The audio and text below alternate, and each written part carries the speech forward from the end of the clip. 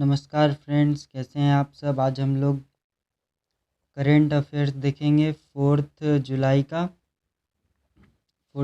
आज हम लोग करेंट अफेयर्स देखेंगे। तो सबसे पहला यहाँ करेंट अफेयर है, DSE approves ₹38,900 crore capital acquisition of equipment for armed forces, 33 fighter jets to be प्रोक्यूर्ड।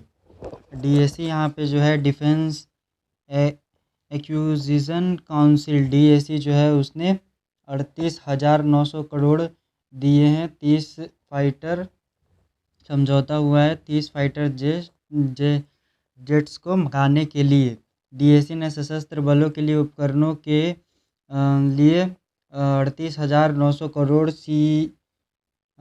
Crore पूंजी अधिग्रहण को मंजूरी दी। 33 सेनानी जेट विमानों को खरीदना, 33 जो फाइटर जेट है वो खरीदे जाएंगे, उसके लिए पैसे की मंजूरी दी गई है। वही आपका यहाँ पहला पॉइंट में लिखा हुआ, defence acquisition council DAC has given it's consent for the capital acquisition of various platforms and equipment required by the Indian Armed Forces, Army, Navy and the Air Forces worth ₹38,900 crore.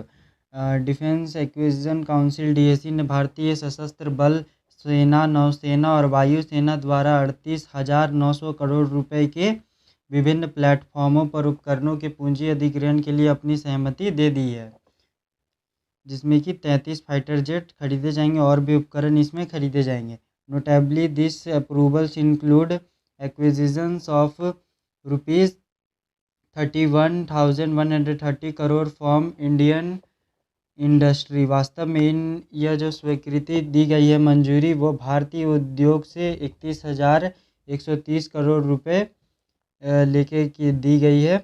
अधिग्रहण इसमें शामिल है, उससे लेके भारतीय उद्योग से लेके इसमें 31,130 करोड़ रुपए दिए गए हैं।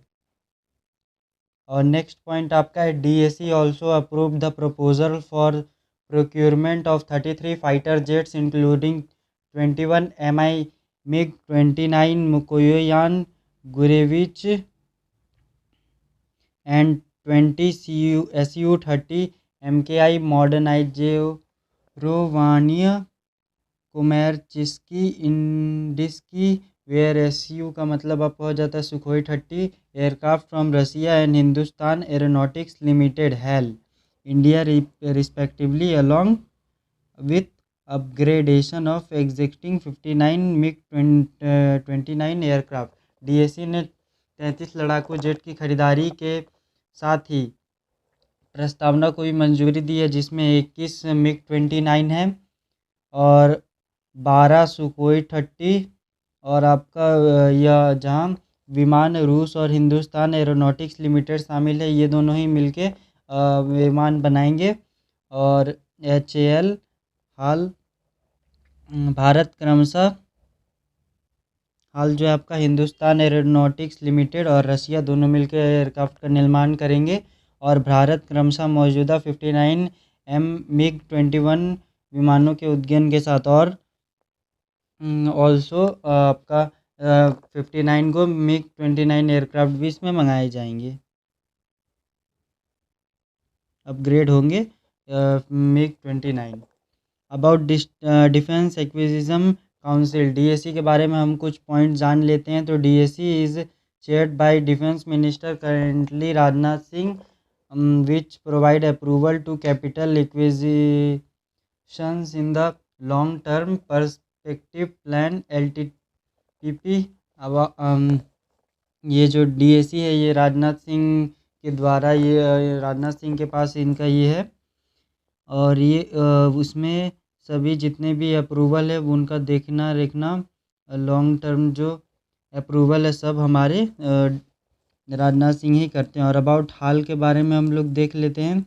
हाल जो है Hindustan aeronautics limited, chairman and managing director CMD इसके है R माधवन, हेडक्वार्टर इसका बेंगलुरु कर्नाटका में है। रक्षा अधिग्रहण परिषद, हिंदी में एक बार बोल देता हूँ डीएसी के बारे में। डीएसी की अध्यक्षता रक्षा मंत्री वर्तमान में राजनाथ सिंह जो है वो करते हैं, जो दीर्घकालिक ज़्यादा लंबे समय परिप्रेक्ष्य योजना, जो लंबे समय के परिप्रेक्ष्य योजना होते हैं LTPP में पूंजी अधिग्रहण को मंजूरी प्रदान वो करते हैं। हिंदुस्तान एरोनॉटिक्स लिमिटेड के बारे में देखिए, अध्यक्ष और प्रदेश प्रबंध निदेशक CMD जो है R माधवन है और इसका मुख्यालय बेंगलुरु कर्नाटक में है। दूसरा आपका है union HRD minister and union health minister launch drug discovery hackathon 2020 DDH 2020, short form इसका नाम हुआ DDH 2020। ये केंद्रीय मानव संसाधन मंत्री और केंद्रीय स्वास्थ्य मंत्री ने शुरू की drug discovery hackathon 2020 DDH 2020। Shri Ramesh Pokhriyal Nishank केंद्रीय मानव संसाधन मंत्री जो हैं MHRD के, और मानव संसाधन विकास MHRD, और केंद्रीय स्वास्थ्य और परिवार कल्याण मंत्री डॉक्टर हर्षवर्धन और विज्ञान और प्रौद्योगिकी मंत्री ने ड्रग डिस्कवरी हैकाथॉन DDH 2020 को एक ऑनलाइन मंच के माध्यम से लॉन्च किया। श्री संजय धोत्रे राज्य मंत्री HRD के वो भी उपस्थित थे इसमें। उद्देश्य इसका ये था, हैकाथॉन के माध्यम से उद्देश्य आपका था हैकाथॉन के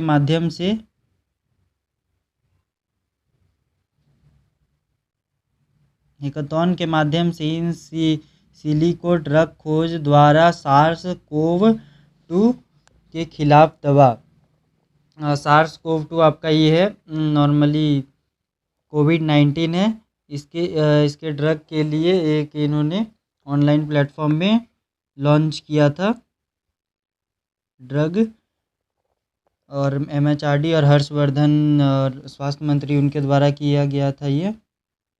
ओके, और उसके बाद उम्मीदवारों की पहचान करना, रासायनिक संश्लेषण और जैविक परीक्षण द्वारा अनुगमन करना, यह इसके उद्देश्य थे। और प्रमुख बिंदु इसमें पहला दिया हुआ है, ड्रग डिस्कवरी प्रक्रिया का समर्थन करने वाली यह अपनी तरह की पहली राष्ट्रीय पहल है। यह पहला राष्ट्रीय पहल किया गया है जो ड्रग का डिस्कवर करेगा, यह संस्था उसी का लॉन्च हुआ है DDH 2020। यह दवा खोज प्रक्रिया में तेज़ी लाने के लिए एक नए मॉडल की स्थापना में भारत की मदद करता है, सेकंड पॉइंट। और ये जो संस्था लॉन्च की गई है DDH 2020, यह जो है दवा खोज प्रक्रिया में तेज़ी लाता है और नए मॉडल जो है दवा खोज में उनको स्थापना में मदद करता है। मानव संसाधन विकास मंत्रालय के बारे में कुछ जान लेते हैं। मुख्यालय इसका नई दिल्ली में है। केंद्रीय मंत्री अभी BJP के जो मंत्री है केंद्रीय मंत्री श्री रमेश पोखरियाल निशंक MHRD के। और आपका तीसरा है NHAI national highway authority of India to set off India's first government sponsored InvIT infrastructure investment trust forms committee to appoint senior management for its investment manager board. NHAI ने अपने निवेश प्रबंधक बोर्ड के लिए वरिष्ठ प्रबंधन नियुक्त करने के लिए भारत की पहली सरकार प्रायोजित आमंत्रण प्रपत्र समिति की स्थापना की। एक समिति की स्थापना की गई जिसमें वरिष्ठ प्रबंधन नियुक्त करना है भारत के लिए, NHAI के लिए करना है, उसी के लिए एक बैठक हुई थी।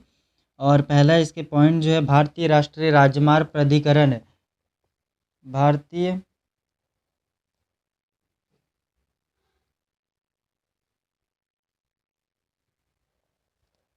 भारतीय राष्ट्रीय राजमार्ग प्राधिकरण जो है NHAI, भारतीय ट्रस्ट अधिनियम 1882 और भारतीय प्रतिभूति और विनियम बोर्ड इंफ्रास्ट्रक्चर इन्वेस्टमेंट ट्रस्ट विनियम 2014 के तहत भारत की पहली सरकार या अर्ध सरकारी प्रोन्नत इंफ्रास्ट्रक्चर इन्वेस्टमेंट ट्रस्ट इनविट की स्थापना का कार्य कर रहा है। ये कार्य बोर्ड के द्वारा किया जा रहा है, मैनेज बोर्ड के द्वारा, NHAI के द्वारा। राजमार्ग क्षेत्र में निवेश की सुविधा के लिए, राजमार्ग क्षेत्र में जो भी निवेश होते हैं उनके लिए एक ऑफिसर, सीनियर ऑफिसर को NHAI के लिए नियुक्त किया जा रहा है, उसके लिए बैठक हुई थी।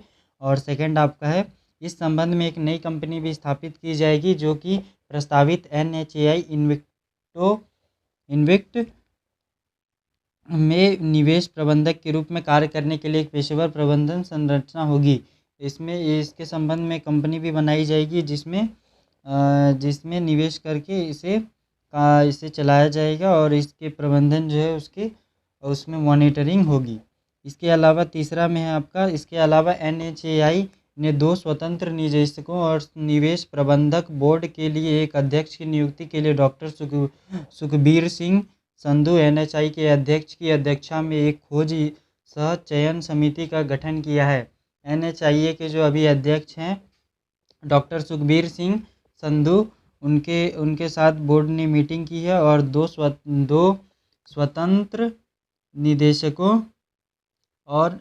स्वतंत्र निदेशकों और निवेश प्रबंधक बोर्ड के लिए एक अध्यक्ष की नियुक्ति के लिए यह समिति जो है यह गठन किया गया। अबाउट NHAI के बारे में हम लोग देख लेते हैं। National highway authority of India के बारे में, तो यह national highway authority of India का एडमिनिस्ट्रेटर जो है वो ministry of road transport and highways है। एडमिनिस्ट्रेशन इसे दिया गया है, वो आपका दिया गया ministry of road transport and highways को, हेडक्वार्टर न्यू दिल्ली में है। About securities and exchange board of India, तो इसके बारे में हम लोग देख लेते हैं। इसका हेडक्वार्टर तो आपका मुंबई में है और चेयरमैन अजय त्यागी है। और आपका अब जो है ये इंटरनेशनल अफेयर है। 77.9% Russian grant Putin right to extend his rule until 2036। Okay, 77.9% Russian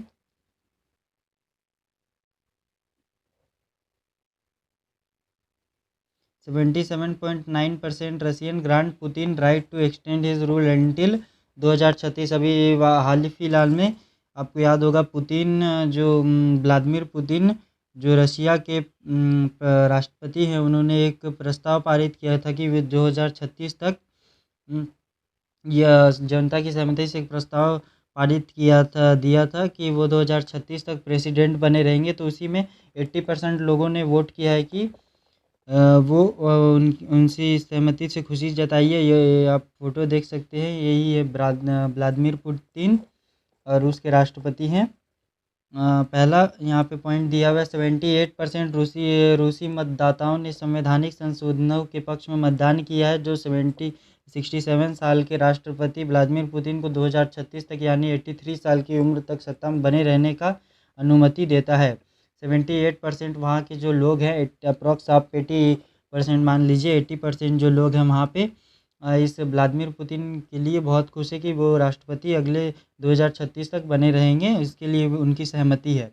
और उनकी उम्र अभी 67 साल हो रही है और 2036 तक उनकी उम्र 83 साल हो जाएगी।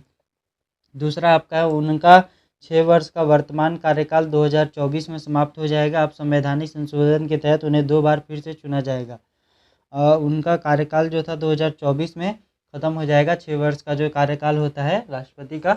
बट वहाँ पे लोगों की सहमति के लिए रूल को पास किया गया है, तो उनका फिर दोबारा से उन्हें चुना जाएगा और फिर से राष्ट्रपति बना दिया जाएगा।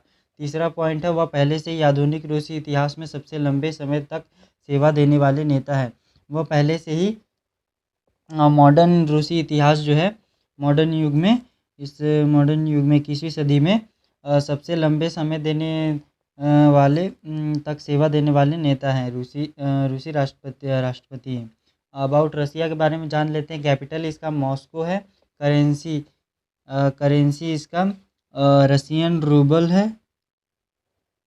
और आपका प्राइम मिनिस्टर मिखाइल व्लादिमीरोविच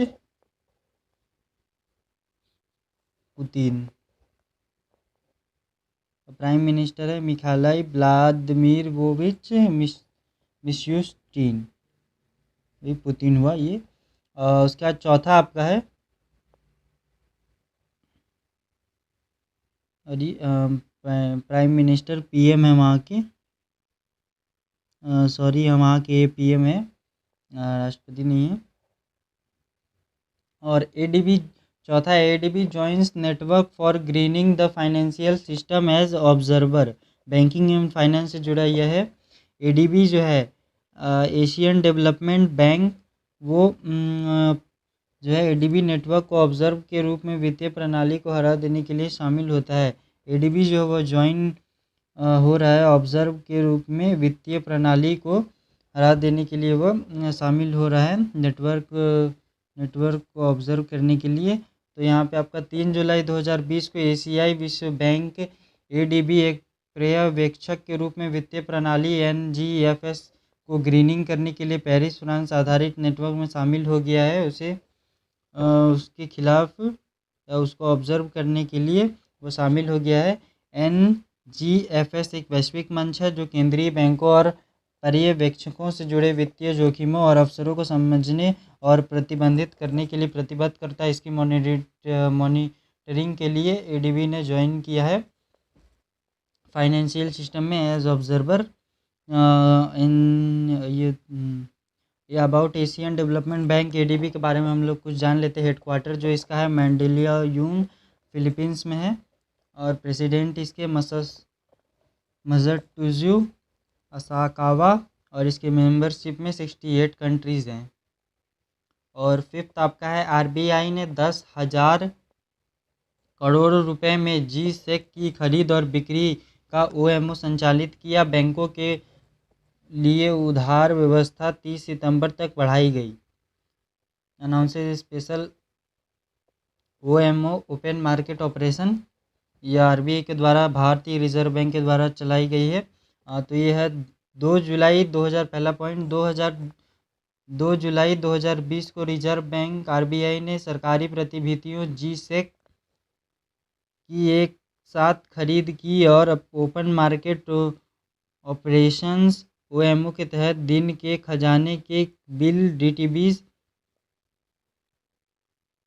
की बिक्री 10,000 करोड़ रुपए से प्रत्येक के लिए की। ऑपरेशन ट्विस्ट का एक हिस्सा यह है और इसमें खरीदा गया है आरबीआई के द्वारा। और ये परचेजेस केंद्रीय सरकार ने जी से किया। जीएस खरीदे 6.79%, जीएस 2027 7.26%, जीएस 2029 6.68%, जीएस 2031 एंड और 6.57%, जीएस 2023। ये सब खरीदे गए 10,000 करोड़ रुपए की कई मूल्य नीलामी पद्धति का उपयोग करना के तहत होगा। ये सब खरीदे गए और सेलिंग बेचा भी गया है। आरबीआई ने 4 डीटीबीज बेचे, 182 डीटीबी 15 अक्टूबर और 22 अक्टूबर 2020 को परिपक्व हो रहे हैं, इन्हें बेचा जाएगा और नीलामी होगा इनकी। और 22 अप्रैल और 29 अप्रैल 2021 को परिपक्व होने वाले 364 डीटीबीज थे। भारतीय रिजर्व बैंक के बारे में जान लेते हैं। इसकी स्थापना हिल्टन यंग कमीशन की सिफारिश पर की गई थी। आरबीआई केवल करेंसी नोट छापने के लिए जिम्मेदार है। सिक्कों का खनन भारत सरकार द्वारा किया जाता है। डॉक्टर मनमोहन सिंह एकमात्र ऐसे प्रधानमंत्री थे जिन्होंने आरबीआई के गवर्नर के रूप में कार्य किया था। यह एक इम्पॉर्टेंट हो जाता है, इस पे क्वेश्चन भी आ सकता है कि कौन से ऐसे वो प्रधानमंत्री हैं जिन्होंने आरबीआई के गवर्नर के रूप में भी काम किया है। तो ये आपका डॉक्टर मनमोहन सिंह हैं। और 6 आपका है एचडीएफसी बैंक अपने ग्राहकों को online instant loan zip drive की पेशकश उसने किया है। पहला इसके एचडीएफसी बैंक जो है उसने अपने ग्राहकों के लिए online Insta loan zip drive जिसका नाम रखा गया वो ओपन किया है। अभी नया ओपन किया है उसने। पहला पॉइंट देख लेते हैं। एचडीएफसी बैंक ने घोषणा की है कि वह 1000 शहरों में अपने ग्राहकों को ऑनलाइन तत्काल ऑटो ड्राइव ऋण जिप ड्राइव की पेशकश करेगा। 1000 शहरों में इसे दिया जाएगा। पहला शुरुआत इसका किया गया। ऑटो ऋण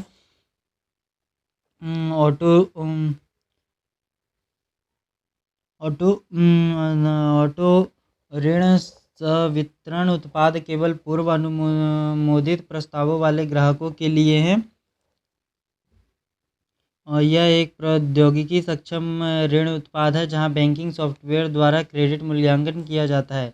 ऑटो लोन है ये, इसमें आप गाड़ी खरीद सकते हैं, उसके लिए एचडीएफसी बैंक ने यह लोन इंस्टा ऑटो लोन नया निकाला है, और इसमें उन्हीं लोगों को दिया जाएगा जिनका जो पहले से कस्टमर है HDFC के, और उन्हें प्री अप्रूव्ड ऑफर आए हुए, उनका मतलब क्रेडिट बैंक में अच्छा है, उन्हें दिया जाएगा ये।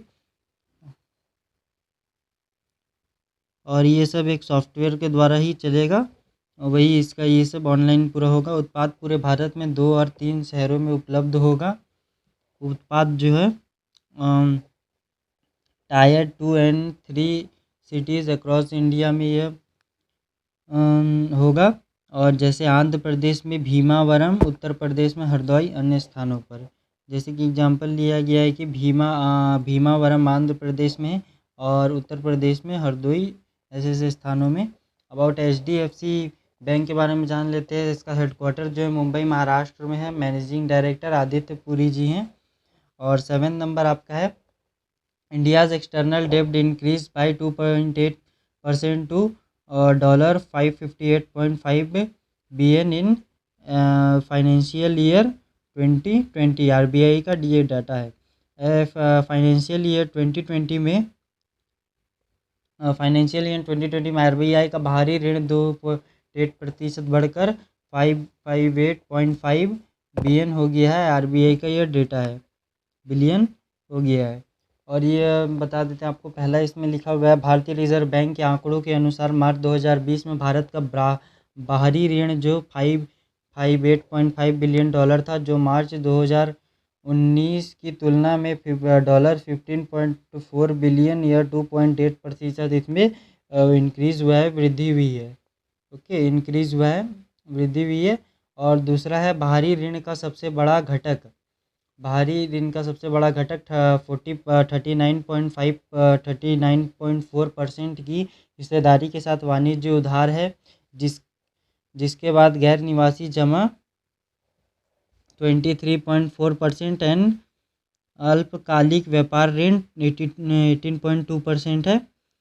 कमर्शियल बोरोइंग जो होता है एक्सटर्नल डेबिट पे, वो उसका शेयर जो है 39.4% है, और डिपॉजिट का 23.4%, और शॉर्ट टर्म ट्रेड क्रेडिट है उसका जो है आपका 18.2%। ओके। और तीसरा है मुद्रा की शर्तों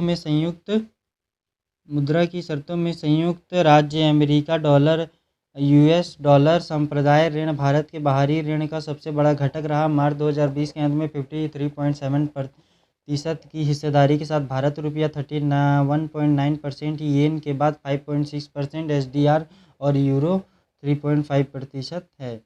मुद्रा की शर्तों में संयुक्त राज्य अमेरिका से डॉलर संप्रदाय ऋण भारत का जो है सबसे बड़ा घटक है, इसी से ज़्यादा प्राप्त होता है। और मार्च 2020 के अंत में 53.7% की हिस्सेदारी के साथ यह रहा था बड़ा घटक US के साथ, और भारतीय रुपया 31.9% इसके साथ था।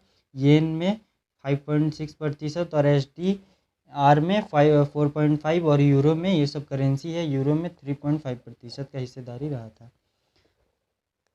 About reserve bank of India देख लेते हैं। तो इसके हेडक्वार्टर है मुंबई महाराष्ट्र। फॉर्मेशन 1 अप्रैल 1935 में इसका स्थापना हुई थी। गवर्नर शक्ति कांता दास हैं, और डिप्टी गवर्नर अभी 4 हैं, Vibhu Prasad Kanungo, Mahesh Kumar Jain, Michael Debabrata Patra. 1 is yet to be appointment, इन्हें अपॉइंट किया जाएगा, लास्ट वाली जो है मिशेल को। और 8 नंबर आपका, India's GDP likely to contract by 6.4% in 2021 due to lockdown.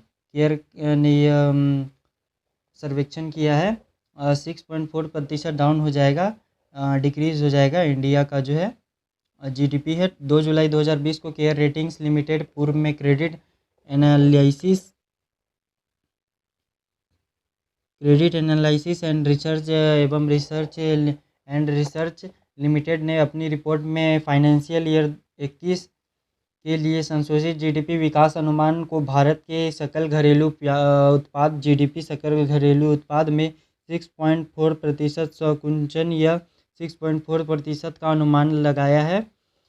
6.4% he GDP ये डिक्रीज़ होगा फाइनेंशियल ईयर 2021 का। -6.4%। कोरोना वायरस कोविड-19 का महामारी की रोकथाम के लिए निरंतर लॉकडाउन के कारण चालू वित्त वर्ष 21 के लिए यह बताया गया है। अबाउट केयर रेटिंग, केयर जो संस्था उनके रेटिंग बारे में हम लोग जान लेते हैं। उनके हेडक्वार्टर जो हैं मुंबई महाराष्ट्र में। Managing director MD M chief executive officer CEO Ajay Mahajan ji हैं। दोनों मैनेजिंग डायरेक्टर एंड सीईओ वही हैं। और 8वां आपका है Hardeep Singh Puri launches tool kit for 6th edition of annual cleanness survey of urban India Swachh Survekshan 2021। Hardeep Singh Puri ने शहरी भारत के वार्षिक स्वच्छता सर्वेक्षण के 6वें संस्करण के लिए टूल किट उन्होंने लॉन्च किया है। हरदीप सिंह पुरी ने स्वच्छ सर्वेक्षण के लिए 2021 के लिए। और ये आपका है 3 जुलाई 2020 को श्री हरदीप सिंह पुरी आवास और शहरी मामलों के मंत्रालय MOHUA के लिए राज्य मंत्री स्वतंत्र प्रभार ने शहरी भारत के वार्षिक स्वच्छता सर्वेक्षण के 6ठे संस्करण के लिए टूल किट लॉन्च किया है। स्वच्छ सर्वेक्षण जो 2021 में जिसका संचालन हुआ है। और पहला इसमें पॉइंट है स्वच्छ सर्वेक्षण 2021 के एक भाग में पुरी ने प्रेरक दाऊ सम्मान नामक पुरस्कारों की एक नई श्रेणी की भी घोषणा की, जिसमें शीर्ष 5 शहरों को 5 उप श्रेणियों में मान्यता दी गई। इसमें जो हरदीप सिंह पुरी जी हैं उन्होंने इसमें एक न्यू कैटेगरी भी लॉन्च किया है, प्रेरक द्वार समन। इसका नाम है प्रेरक द्वार समन, ये कैटेगरी का नाम है, जिसे टॉप 3 सिटीज़ और 5 सब कैटेगरीज़ में इसे रखा गया था। इसमें टॉप 3 सिटीज़ को लेंगे। और दूसरा है आपका टूल किट के साथ आयोजन के दौरान SBM अर्बन MIS स्वच्छ भारत मिशन शहरी प्रबंधन सूचना प्रणाली पोर्टल लॉन्च किया गया। और इसी के साथ SBM अर्बन MSI स्वच्छ Bharat mission urban management information system, इसका भी वाज लॉन्च पोर्टल जो है वो लॉन्च किया गया ड्यूरिंग दिस इवेंट, या इवेंट के दौरान। और about ministry of housing and urban affairs के बारे में हम लोग देख लेते हैं। तो उसके हेडक्वार्टर जो है न्यू दिल्ली में है और सेक्रेटरी जो दुर्गा शंकर मिश्रा जी हैं। 9वां है Freya Thakral Delhi school girl added to 2020 Diana award roll of honours. और प्रिंसेस डायनिया फ्रेया ठकराल जो हैं 13 वर्ष की जो हैं, उन्हें 13 वर्ष की जो स्टूडेंट है ब्रिटिश स्कूल न्यू दिल्ली उन्होंने रिसीव्ड किया है अवार्ड, एक Diana award for her humanitarian work towards the rag teachers of Delhi. उनके लिए उन्हें यह अवार्ड मिला है। और यही आपकी है फ्रेया ठकराल जो हैं, इन्हें अवार्ड मिला है। हम लोग देख लेते हैं on 1 July 2020 the birth anniversary of princess Diana Freya Thakral, 13 old student of British school new Delhi. ये प्रिंसेस डायना ठकराल जो हैं 13 वर्ष की हैं और स्टूडेंट है ब्रिटिश स्कूल न्यू दिल्ली। इन्होंने रिसीव किया इन्हें मिला है 2020 डायना अवार्ड फॉर हर मानवता के लिए humanitarian work towards the rag teachers of Delhi. इनके प्रति जो इन्होंने काम किया उनके लिए मिला है, मानवता इन्होंने दिखाया उनके प्रति, इसलिए उन्हें ये अवार्ड से नवाजा गया है। और सेकंड है उन्होंने एक मोबाइल एप्लीकेशन विकसित किया और रैग टीचर्स के सामने आने वाली वित्तीय कठिनाइयों का समर्थन करने के लिए, जो कचरा चुनते उन्हें रैग टीचर्स बोलते हैं, उनके लिए उनके सामने जो पैसों की दिक्कत हो जाती है उनके कठिनाइयों का समर्थन करने के डोर टू डोर रिसाइकलिंग व्यवसाय शुरू किया है इस एप्लीकेशन के द्वारा। और अबाउट यूनाइटेड किंगडम के बारे में जान लेते हैं, क्योंकि ये प्रिंसेस है। तो प्राइम मिनिस्टर बोरिस जॉनसन है, कैपिटल लंदन है, करेंसी पाउंड स्टर्लिन है। और आपका 9th है Kritika Pandey become overall winner of the 2020 Commonwealth short story prize. Kritika Pandey जो है, यहाँ फोटो देख रहे होंगे, कृतिका पांडे ऑथर हैं, ये कॉमनवेल्थ शॉर्ट स्टोरी प्राइज़ इन्हें मिला है। On 30 June the Commonwealth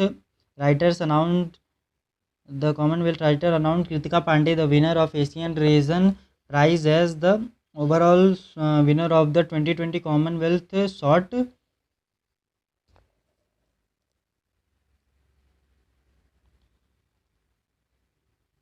Commonwealth Commonwealth short story prize for her story the great Indian tea and snakes. Okay, ये जो कृतिका पांडे है ये कॉमनवेल्थ द्वारा इनका नाम लिया गया है। इनका अवार्ड के लिए इन्हें ये अवार्ड मिला है एशियन रीजन में, पूरा एशिया में कॉमनवेल्थ शॉर्ट स्टोरी प्राइज़ के लिए। और इनका स्टोरी का नाम था the great Indian tea and snakes, the great Indian tea and snakes. और दूसरा पॉइंट है the award was presented to her by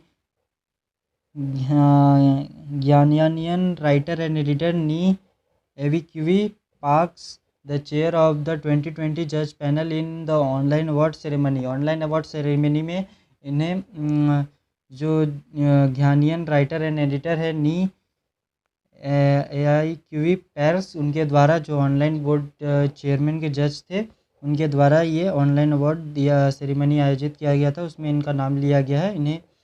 इन्हें कॉमनवेल्थ स्टोरी प्राइज़ का ओवरऑल विनर इन्हें दिया गया है।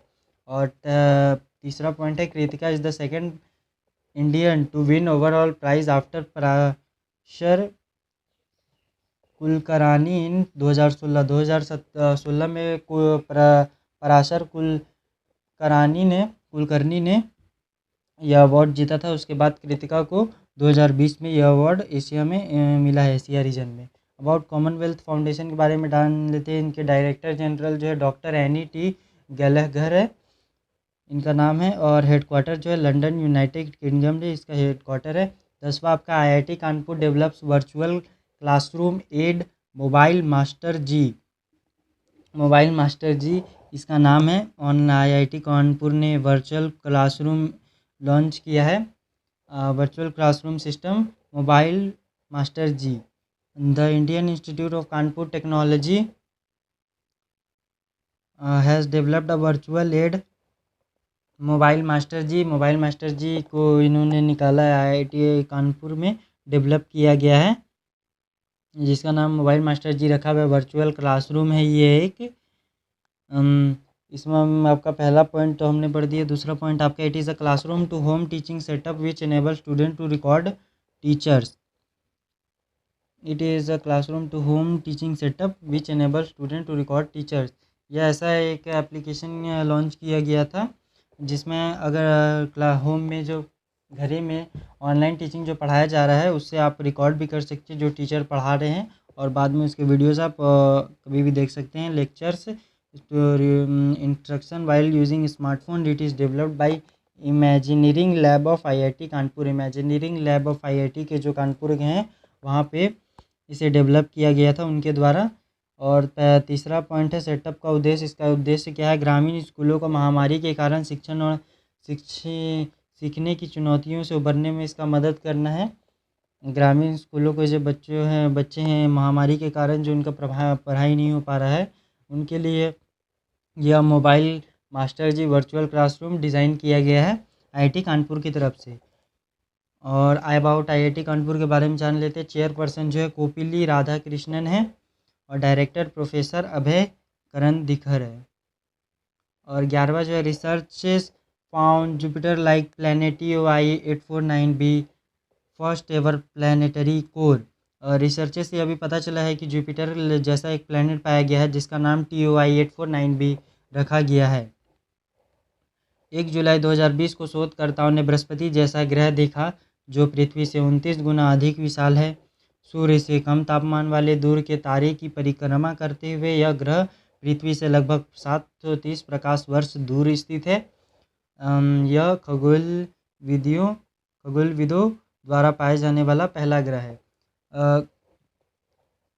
एस्ट्रोनॉमर्स द्वारा इसे खोजा गया है जुलाई 1 में, जो बृहस्पति जैसा आपका जुपिटर जैसा दिखता है और पृथ्वी से 39 गुना बड़ा है इसका साइज, और सूर्य से इसका कम तापमान है और परिक्रमा यह तारे की परिक्रमा करता है और यह 730 लाइट ईयर्स जो है लाइट ईयर्स दूर है पृथ्वी से आपका। और ये एस्ट्रोनॉमर्स ने पहला ग्रह ढूंढा है, उनके द्वारा ढूंढा गया है। और दूसरा खगोलविदों ने यह ग्रह का नाम खगोलविदों ने यह ग्रह का नाम TOI-849b रखा है। TOI-849b स्मॉल बी रखा है। TOI-849b को नासा के ट्रांजिटिंग एक्सोप्लैनेट सर्वे सैटेलाइट TESS द्वारा सितारों के एक सर्वेक्षण में पाया गया था, नासा के द्वारा। और अबाउट यूनिवर्सिटी ऑफ वारविक, चांसलर जो हैं इसके यूनिवर्सिटी ऑफ वारविक के कैथी एस्टन हैं, और vice chancellor and president of CEO हैं, जो CEO वो स्टॉट क्रॉफ्ट है। Location Coventry, United Kingdom. 12वां जो आपका है 12 number, Delhi government to launch पढ़ो लगाओ पर्यावरण बचाओ। पढ़ो लगाओ पर्यावरण बचाओ,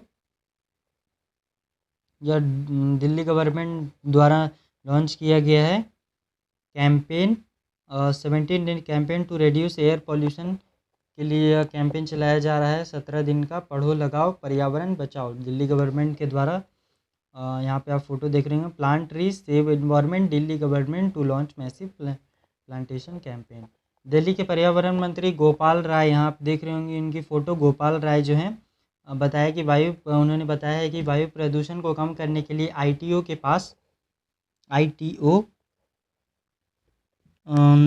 के पास राष्ट्रीय राजमार्ग NH20 राजमार्ग NH20 नेशनल हाईवे 20 से 17 दिवसीय अभियान पौधे लगाओ पर्यावरण बचाओ, पौधा लगाओ पर्यावरण बचाओ, पौधे के पेड़ पर्यावरण बचाओ अभियान शुभारंभ किया गया 10 जुलाई से 26 जुलाई तक यह चलाया जाएगा कैंपेन। अभियान के दौरान 31 लाख पौधे लगाए जाएंगे NH20 में, नेशनल हाईवे 20 में। और दूसरा जो इसका है, गोपाल राय जो वहाँ के मिनिस्टर हैं, मंत्री हैं, उन्होंने यह बताया है कि 10 जुलाई को यमुना बैंक के पास IT नर्सरी में वृक्षारोपण अभियान का उद्घाटन करेंगे। वो यमुना बैंक के पास IT नर्सरी में पेड़ लगाने का जो अभियान वो उद्घाटन करेंगे वहीं से। और तीसरा पॉइंट है, वृक्षारोपण अभियान वर्तमान में 325 वर्ग किलोमीटर से 2021 तक दिल्ली के हरित क्षेत्र को 350 वर्ग किलोमीटर तक बढ़ाने की संभावना। इसका उद्देश्य 325 से 350 वर्ग किलोमीटर तक बढ़ाना। और अबाउट दिल्ली के बारे में कुछ जान लेते हैं। चीफ मिनिस्टर दोस्त के मुख्यमंत्री जी हैं वह अरविंद केजरीवाल जी हैं, गवर्नर अनिल बैजल हैं। और 13 नंबर है, दादा साहेब फाल्के और साहित्य अकादमी विजेता रत्नाकर मट्टारी को मरणोपरांत महाराष्ट्र सरकार द्वारा सम्मानित किया गया। ये जो राइटर रत्नाकर मटकारी हैं, इन्हें अवार्ड दिया गया है महाराष्ट्र सरकार की ओर से। पहला पॉइंट है, 2 जुलाई को महाराष्ट्र सरकार ने घोषणा की कि मराठी लेखक और नाटककार रत्नाकर मटकारी को मरणोपरांत नाट्य और प्रभाकर पुरस्कार से सम्मानित किया जाएगा। महाराष्ट्र सरकार ने इसकी घोषणा 2 जुलाई को कर दी थी। और दूसरा है, नटवर्य प्रभाकर पणशीकर पुरस्कार में प्रशस्ति पत्र, स्मृति चिन्ह और 5 लाख रुपए का नगद पुरस्कार शामिल है इसमें, 5 लाख रुपए। और नटवर्य प्रभाकर पणशीकर पुरस्कार में प्रशस्ति पत्र, स्मृति चिन्ह और 5 लाख रुपए दिए जाएंगे। अबाउट महाराष्ट्र के बारे में कुछ जान लेते हैं। महाराष्ट्र कैपिटल जो है ये मुंबई, महाराष्ट्र का राजधानी Mumbai. Chief minister Uddhav Thackeray, governor Bhagat Singh Koshyari. The famous Ajanta Ellora caves, a UNESCO world heritage site, is located in Aurangabad, Maharashtra. आप ये जानते होंगे कि अजंता के जो एलोरा गुफा है, यूनेस्को द्वारा जो हेरिटेज साइट है, उसका जो लोकेशन है वो महाराष्ट्र में औरंगाबाद ज़िले में ही है। और यहाँ 14 नंबर है, फिट है तो हिट है India under fit India campaign launch. Fit है टू हिट इंडिया ये कैंपेन भारत सरकार द्वारा लॉन्च किया गया है। यहाँ पे इसकी फ़ोटो देख रहे होंगे, fit India campaign. PV Sindhu Olympic silver medallist और सुनील छेत्री भारतीय राष्ट्रीय फुटबॉल टीम के सभी समय के शीर्ष गोल कीपर जो ये दोनों हैं पीवी सिंधु और सुनील छेत्री, उन्होंने की उपस्थिति में रमेश पोखरियाल केंद्रीय मानव मंत्री एमएचआरडी के जो मंत्री हैं उनके द्वारा 3 जुलाई 2020 को फिट है तो हिट है इंडिया कार्यक्रम शुरू किया गया। कैंपेन चलाया गया। संसाधन विकास और किरण रिजिजू केंद्रीय राज्य मंत्री युवा मामलों और खेल के मंत्री जो हैं किरण रिजिजू, उनके द्वारा यह उनकी वो भी वहाँ शामिल थे। फिट इंडिया अभियान के एक हिस्से के रूप में फिट है से हिट है इंडिया कार्यक्रम आयोजित किया जाएगा। केंद्रीय मानव संसाधन मंत्री ने लॉन्च इवेंट में कहा कि फिट इंडिया कैंपेन के तहत विभिन्न कार्यक्रमों में आज तक देश भर के कुल 13,868 सीबीएसई संबंधित स्कूलों ने भाग लिया है, जिसमें से 11,602 को भी फिट इंडिया का झंडा दिया गया। उन्होंने आगे कहा कि अब एक वैश्विक महामारी के समय छात्रों को कोविड-19 बीमारी से लड़ने के लिए फिट रहना भी तो उतना ही ज़रूरी है, इसलिए यह कैंपेन चलाया गया है। फिट है तो हिट है इंडिया प्रोग्राम कार्यक्रम का उद्देश्य स्कूली बच्चों को इस महामारी के दौरान फिट रहने के लिए प्रेरित करना है। इसके लिए फिट इंडिया टास्क नाम के एक टॉक सेशन का आयोजन किया जाएगा। 14 जुलाई तक कुल 6 सत्र आयोजित किए जाएंगे। 6 सेमेस्टर इसके आयोजित किए जाएंगे। 14 जुलाई तक अग्रणी खेल हस्तियाँ इन टॉक सत्रों में भाग लेंगी। जो खेल हस्तियों के जो महान सितारे वो इसमें भाग लेंगे, जो असफलताओं के संघर्षों से अपने जीवन के अनुभवों को साझा करने के लिए और सफलता के लिए फिटनेस टिप्स भी साझा करेंगे। जो टिप्स देंगे जैसे आपका पीवी सिंधु हैं वो टिप्स देंगी और बताएंगी कैसे उन्होंने सफलता से सफलता में बदला और क्या क्या उन्हें अपने फिट रहने के लिए उन्हें करना चाहिए बच्चों को। 3 जुलाई को पहले सत्र में पीवी सिंधु सुनील छेत्री ने भाग लिया है। 3 जुलाई का जो पहला सत्र है उसमें पीवी सिंधु और सुनील छेत्री दोनों आएंगे और वो काउंसलिंग करेंगे। और इन टॉक सत्रों को टेलीविज़न पर डीडी स्पोर्ट्स चैनल, फेसबुक और यूट्यूब पर फिट इंडिया चैनल, माई जीओवी में स्पोर्ट्स अथॉरिटी ऑफ इंडिया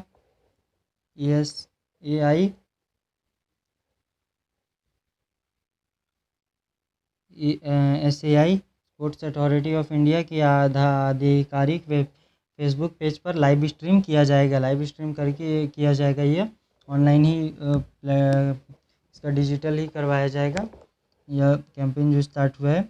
और 15वां आपका era of expansionism is over, PM targets China during Ladakh visit. Ladakh में जो कल हमारे 3 जुलाई को प्रधानमंत्री गए थे, उन्होंने वहाँ यह बोला है era of expansionism is over, विस्तारवादी युग का समय समाप्त हो गया है। 3 जुलाई 2020 को chief of defence staff general Bipin Rawat और थल सेनाध्यक्ष एम नरवणे के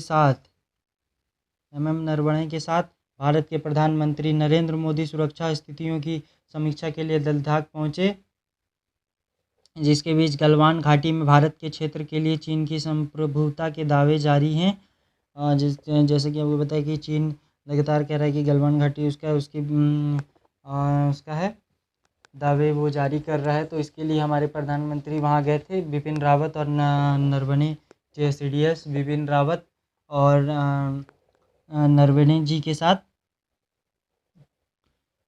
भारतीय सेना के जो हैं। और प्रधानमंत्री की यात्रा चीन के लिए एक मजबूत और शक्तिशाली संदेश है और भारत सशस्त्र बलों के लिए मनोबल बढ़ाने वाला है। वहाँ पे उन्होंने जाके हमारे जो जवान हैं उनका मनोबल बढ़ाया और ये चीन को शक्तिशाली और कड़ी संदेश देने के लिए उन्होंने वहाँ वो विज़िट किए थे। उन्होंने वहाँ वो गए थे। प्रधानमंत्री ने लद्दाख के लेह जिले के नीमो में सशस्त्र बल कार्मिक को संबोधित किया। लेह जिला जो है वहाँ पे उन्होंने नीमो जो है वहाँ पे उन्होंने संबोधित किया था जवानों को। बाद में 15 जून को प्रधानमंत्री ने लेह में एक सेना अस्पताल का दौरा किया, जिसमें उन सैनिकों से मुलाकात की जिन्होंने 15 जून को गलवान घाटी के टकराव में चीन को उचित जवाब दिया था। 20 सैनिक जो हमारे मारे गए थे और तथा जो घायल हो गए थे 73 जवान, उनसे मिलने वह कल गए थे। आर्मी हॉस्पिटल जो है वहाँ पे वो गए थे। और 15 प्रधानमंत्री भाषण के कुछ महत्वपूर्ण हाइलाइट्स जो है, उन्होंने भाषण के दौरान कुछ महत्वपूर्ण बातें बोली थी, उन्हें देख लेते। प्रधानमंत्री ने भारत के विरोधियों को चेतावनी दी कि वे भारत की शांति और दोस्ती की कमजोरी के रूप में नहीं देखें, इसे कमजोरी के रूप में ना देखें। दोस्ती और शांति जो भारत का है, उसे कमजोरी के रूप में ना देखा जाए। भारतीय सशस्त्र सेनाओं को मिट्टी के बहादुरी के रूप में वर्णित किया गया है, जिन्होंने दुश्मन द्वारा आग और रोष को देखा है। भारतीय सशस्त्र सेनाओं जो हैं, उन्होंने कहा कि वह मिट्टी के बहादुर है, धरती माँ के बहादुर हैं, मिट्टी के अपने बहादुर हैं। और जिसका उन्होंने बताया कि पहले भी यह दुश्मनों द्वारा देखा गया है कि वो कैसे कार्य करते हैं, उनमें बहादुरी कितनी है। यह विकास का युग है, विस्तारवाद का युग समाप्त हो गया इतिहास में, और साथ ही विस्तारवादी ताकतों को या तो हारना पड़ा या वापस लौटने के लिए मजबूर होना पड़ा। इन्होंने चीन जैसे कि सभी नेपाल व अथवा अभी श्रीलंका के कुछ भागों को हड़पना चाहता है, उन्हें कर्ज देकर उसने हड़पना चाह रहा है। तो इसी संबंध में और भारत को भी यही करने की वह सोच रहा था। इसलिए प्रधानमंत्री ने साफ संदेश दे दिया कि यह विकास का युग है, विस्तारवाद का नहीं है। विकास करने का युग है, विस्तारवाद का युग नहीं है। इतिहास में जो भी ऐसा किया है, विस्तारवादी ताकतों को या तो हारना पड़ा है या उन्हें वापस लौटने पर मजबूर होना पड़ा है। और तीसरा पॉइंट है आपका, विश्व युद्ध के समय दुनिया ने भारत की ताकत और विश्व शांति के लिए प्रतिबद्धता का अनुभव किया है। विश्व युद्ध के समय भारत की जो ताकत है और विश्व शांति जो है, उसे पूरी दुनिया ने देखा है, अनुभव किया है। हर कोने, हर नदी, हर पत्थर, लद्दाख में हर कंकड़ चीन के कब्जे वाले अक्साई चीन सहित को पता है कि यह भारत का अभिन्न अंग है। उन्होंने कहा कि चीन को यह पता भी है कि लद्दाख का हर कोना, हर नदी, हर पत्थर, लद्दाख का हर कंकड़ भारत का है और भारत का ही है। और 16वां आपका है ICMR। 16वां क्वेश्चन जो है, ICMR fast tracking efforts to launch Covaxin for public use by 15 August. ICMR ने अभी एक दावा किया है कि 15 अगस्त तक लॉन्च हो सकता है उनका कोवैक्सीन। हैदराबाद स्थित भारत बायोटेक के साझेदारी में Indian council of medical research ICMR ने पहले विदेशी रूप से विकसित कोविड-19 वैक्सीन BBV 152 जिसे आमतौर पर कोवैक्सीन के रूप में जाना जाता है, कि पहले चरण और पहले दूसरे नैदानिक परीक्षणों के लिए 12 संस्थानों का चयन किया है। 12 संस्थानों का चयन किया गया, जहां पे इसका वैक्सीन का पहला और दूसरा चरण का टेस्ट होगा और ह्यूमन ट्रायल भी वहां पे देखा जाएगा। उसके बाद इसमें सफल रहा तो 15 अगस्त तक इसका लॉन्च हो जाएगा। मानव नैदानिक परीक्षणों के सफल समापन के बाद ICMR ने सार्वजनिक स्वास्थ्य योगों के लिए कोवैक्सीन लॉन्च करने का लक्ष्य निर्धारित किया है, जो 15 अगस्त तक नवीनतम है। और यह 15 अगस्त को लॉन्च इसका करने का रखा गया है लॉन्च डेट, क्योंकि इसका ह्यूमन ट्रायल जो है वो सक्सेसफुल हो गया था, सक्सेसफुल हुआ है, और इसलिए 15 अगस्त तक इसे लॉन्च करने का 15 अगस्त का इसका डेट है। यह मीडियम ICMR द्वारा 12 चयनित संस्थानों के पत्र के अनुसार बताया गया था। ऐसा जाइडस हेल्थ केयर को ह्यूमन ट्रायल के लिए DGC नोड मिलता है। जाइडस जो एक है दवाई निर्माता का है। 2 जुलाई 2020 को भारत के DCGI ने अपने स्वदेशी रूप से विकसित कोविड-19 वैक्सीन के मानव नैदानिक परीक्षणों के लिए अहमदाबाद स्थित कार्डियल हेल्थ केयर लिमिटेड, आमतौर पर जाइडस हेल्थ केयर के रूप में जाना, की अनुमति दी है। मानव परीक्षण जो जुलाई को उसे सौंपा गया है मानव परीक्षण के लिए जाइडस हेल्थ केयर को, और उसने यह अनुमति दे दी है। ट्रायल सफल हुआ है, ऐसा ही बताया गया एक पत्र के द्वारा। और 18 आपका जो क्वेश्चन है, राष्ट्रपति धमका चक्र दिवस 2020 समारोह का उद्घाटन करते हैं। जैसा कि आप जान रहे हैं, आज जो है राष्ट्रपति धमका चक्र दिवस है, और अंतर्राष्ट्रीय बौद्ध परिसंघ IBC के साझेदारी में केंद्रीय संस्कृति मंत्रालय 4 जुलाई 2020 को आशा पूर्णिमा जो आज है इसमें धम्मचक्र दिवस के लिए समारोह का आयोजन करेगा। समारोह का आयोजन किया जा रहा है नई दिल्ली में राष्ट्रपति भवन से। दिन के लिए समारोह का उद्घाटन किया जाएगा। दिन में भारत के राष्ट्रपति रामनाथ कोविंद द्वारा इसे किया जाएगा।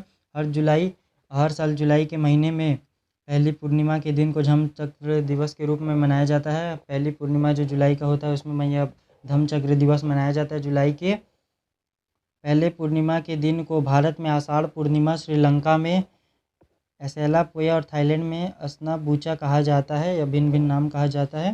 भारत में से आषाढ़ पूर्णिमा, श्रीलंका में आसाला पोया, थाईलैंड में अस्ना बूचा कहा जाता है।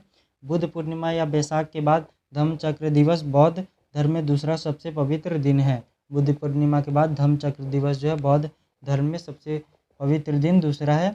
धम्मचक्र दिवस के बारे में कुछ देख लेते हैं। यह दिन दुनिया भर में मनाया जाता है कि गौतम बुद्ध ने अपने 5 तपस्वी शिष्यों 5 भिक्षुकों को पहला उपदेश यहीं दिया था। इसी दिन गौतम बुद्ध ने आषाढ़ माह में पूर्णिमा के दिन अपना पहला उपदेश दिया था। आषाढ़ का अर्थ है जुलाई का महीना। गौतम बुद्ध द्वारा पहला उपदेश बौद्ध ग्रंथ धम्मचक्रपदन सूत्र में दर्ज है।